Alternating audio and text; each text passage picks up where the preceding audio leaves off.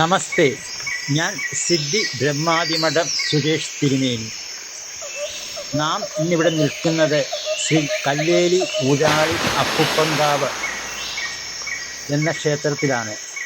പത്തനംതിട്ട ജില്ലയിലെ കോന്നി താലൂക്കിൽ അരുവാപ്പുലം വില്ലേജിൽ അച്ചൻകോവിലാറിൻ്റെ തീരത്ത് പ്രകൃതിയോട് ചേർന്ന് നിലകൊള്ളുന്ന അതിപുരാതനമായ മൂലസ്ഥാനം കാവാണ് ശ്രീ കല്ലേലി ഊരാളി അപ്പുപ്പൻകാവ്.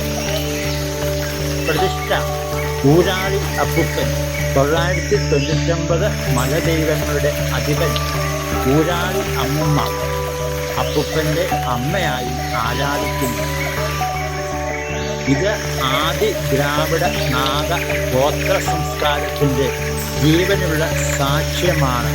സാധാരണ ഹൈന്ദവ ക്ഷേത്രങ്ങളിലെ താന്ത്രിക പൂജാരീതികളിൽ നിന്നും തികച്ചും വ്യത്യസ്തമാണ് ഇവിടുത്തെ ആചാരങ്ങൾ. കല്ലേലി ഊരാളി അപ്പുപ്പൻ പാണ്ടി മലയാളത്തിൻ്റെ ഗോതാവായി കരുതപ്പെടും. അച്ചൻകോവിൽ ശാസ്താവ്, കോടമല ദേവർ, കൽച്ചിറ ഉദയൻ, വളയത്ത് ഊരാളി, കരുപ്പുസ്വാമി തുടങ്ങി മലദൈവങ്ങളുമായി ബന്ധമുണ്ട്.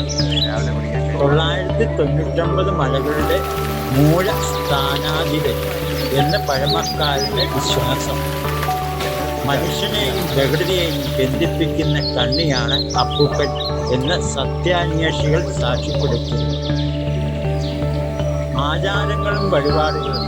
ഇവിടുത്തെ പ്രധാന ആചാരം അടുക്കാണ്. കരിക്ക്, കള്ള്, താമ്പൂലം എന്നിവ ഇവിടുത്തെ വഴിപാടുകളാണ്. താമ്പൂലം അപ്പുപ്പൻ്റെ ഇഷ്ട വഴിപാടാണ്. വെറ്റിലയ്ക്ക് ഇവിടെ മുഖ്യ പ്രാധാന്യ സ്ഥാനമുണ്ട്. മലയ്ക്ക് പടയണി ഉദ്ദിഷ്ട കാൽസ്യത്തിക്കുള്ള വഴിപാടാണ്.